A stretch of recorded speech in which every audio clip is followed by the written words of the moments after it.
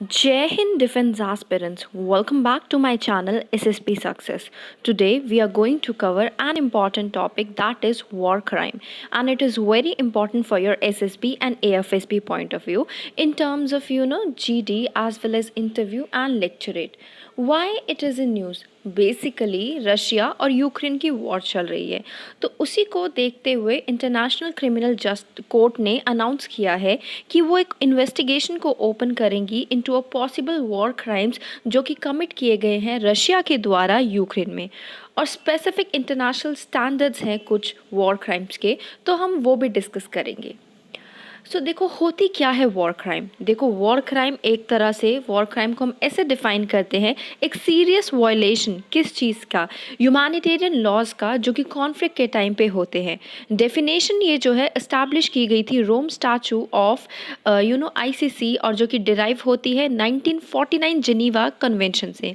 ये इस आइडिया पे बेस्ड है कि जो इंडिविजुअल है उसको जो है लाइबल ठहराया जा सकता है उसकी स्टेट की एक्शंस के लिए या फिर उसके मिलिट्री के लिए। होस्टेजेस लेना, विलफुल किलिंग्स, ह्यूमन बींग को टॉर्चर करना या फिर उनको प्रिजनर्स ऑफ वॉर की तरह ट्रीट करना, चिल्ड्रन को फोर्स करना फाइट करने के लिए, ये कुछ सम ऑफ द ऑब्वियस एग्जाम्पल है वॉर क्राइम के। जिनीवा कन्वेंशन के बारे में बात कर लेते हैं 1949 की, और उनके एडिशनल प्रोटोकॉल जो कि इंटरनेशनल ट्रीटीज़ में दिए गए हैं और जो कुछ इंपॉर्टेंट रूल्स कंटेन करते हैं जो लिमिट करते हैं बारबैरिटी ऑफ वॉर को। यूजुअली ये प्रोटेक्ट करते हैं लोगों को जो कि पार्ट नहीं लेते फाइटिंग में, for example civilians, medics, aid workers, और जो और लड़ना नहीं चाहते जैसे कि वाउंडेड लोग, सिक लोग, शिपरेक ट्रूप्स और प्रिजनर्स ऑफ वॉर। जो पहला जिनीवा कन्वेंशन प्रोटेक्ट था वो प्रोटेक्ट करता था वाउंड्स और सिक सोल्जर्स को on land during war. Second Geneva convention protect करता है wounded, sick and shipwrecked military personnel को सी पे वॉर के टाइम पे। तीसरा जिनीवा कन्वेंशन जो है अप्लाई होता है प्रिजनर्स ऑफ वॉर के लिए, और फोर्थ जिनीवा कन्वेंशन अफोर्ड करता है कि प्रोटेक्शन की सिविलियंस की प्रोटेक्शन हो, जिसमें ऑक्यूपाइड टेरिटरी भी आती है। इंडिया भी पार्टी है जिनीवा कन्वेंशन का। ओके, क्या क्या क्राइटेरिया है वॉर क्राइम्स का, अब वो डिस्कस कर लेते हैं। देखो बेसिकली क्राइटेरिया क्या है, हमें ये डिसाइड करना होता है कि एक इंडिविजुअल या फिर मिलिट्री ने कमिट किया है वॉर क्राइम कि नहीं, और ये किसके बेसिस पे होता है। ये तीन प्रिंसिपल्स के बेसिस पे होता है जो कि ह्यूमैनिटेरियन लॉस के बारे में बताते हैं। Number 1 is distinction. ये काफ़ी इलीगल है कि एक ऑब्जेक्टिव को टारगेट करना, या फिर जैसे कि जिसकी वजह से इंसिडेंटल लॉस होगा सिविलियन लाइफ का, सिविलियंस को इंजरी पहुंचेगी, ऑब्जेक्टिव्स जो सिविलियन के हैं वो डैमेज होंगे, तो जिसकी वजह से जो कि एक्सेसिव हैं और जिसकी वजह से कॉन्क्रीट और डायरेक्ट मिलिट्री एडवांटेज एंटिसिपेट होगी।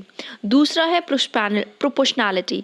देखो प्रोपोर्शनैलिटी क्या करती है, प्रोहिबिट करती है किन को, आर्मीज को, किसके लिए, रिस्पॉन्ड करने के लिए एक अटैक को with excessive violence. For example अगर एक सोल्जर जो है उनकी डेथ हो गई है तो you can not bomb an entire city in retaliation. समझ आ रहा है, मतलब एक कंट्री का सोल्जर जो है जिनकी डेथ हो गई है तो आप उनका बदला लेने के लिए पूरी सिटी को जो है नहीं उड़ा सकते। Third is precaution. देखो ये जो पार्टीज़ हैं इनको जो है कॉन्फ्लिक्ट अवॉइड करने के लिए जो है बोला जाता है और मिनिमाइज करने के लिए कहा जाता है, सो दैट कम हार्म हो सिविलियन पॉपुलेशन को।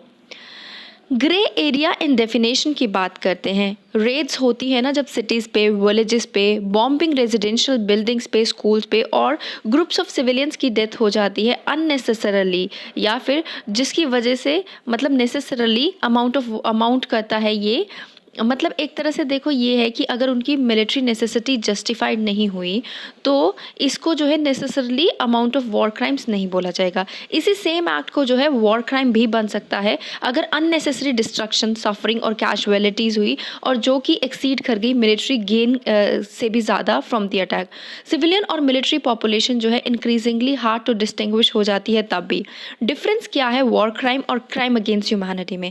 देखो United Nation office on genocide prevention and responsibility to protect genocide convention separate करता है वॉर क्राइम को जीनोसाइड से और क्राइम अगेंस्ट ह्यूमैनिटी से। वॉर क्राइम को डिफाइन किया जाता है ऐसी डोमेस्टिक कॉन्फ्लिक्ट जो हो रही होती है बिटवीन टू स्टेट्स, और जीनोसाइड्स और क्राइम अगेंस्ट ह्यूमैनिटी जो है वो पीस टाइम में हो सकती है, जैसे यूनिलेटरल अग्रेशन हो रहा है मिलिट्री का टुवर्ड्स अ अनहार्म्ड पीपल। अब हम इंटरनेशनल क्रिमिनल कोर्ट के बारे में बात कर लेते हैं। देखो, इंटरनेशनल कोर्ट क्रिमिनल कोर्ट एक परमानेंट जुडिशियल बॉडी है जिसको क्रिएट किया गया था 1998 रोम स्टैट्यूट ऑफ आईसीसी में, जो कि फाउंडिंग और गवर्निंग डॉक्यूमेंट है, और इसने फंक्शन करना शुरू किया था 1 जुलाई 2002 से, जब इसका स्टैट्यूट जो है फोर्स में आया था। इसका headquarter is located in Hague, Netherland. Members 123 nations है जो कि स्टेट पार्टीज है रोम स्टैच्यू के, और रिकॉग्नाइज करते हैं आईसीसी के अथॉरिटी को। USA, China, Russia and India are not the members. जो फोरम है उसको इस्टेब्लिश किया गया था as a court of last resort to prosecute offences जो कि अदरवाइज अनपनिश हो जाएंगे, और इनके पास मेन 4 क्राइम्स की जुरिडिक्शन है: genocide, crime against humanity, war crimes और crime of aggression. So guys, that was all. I hope you liked the video. If you like it, do like it, share it and subscribe our YouTube channel SSP Success. Thank you guys.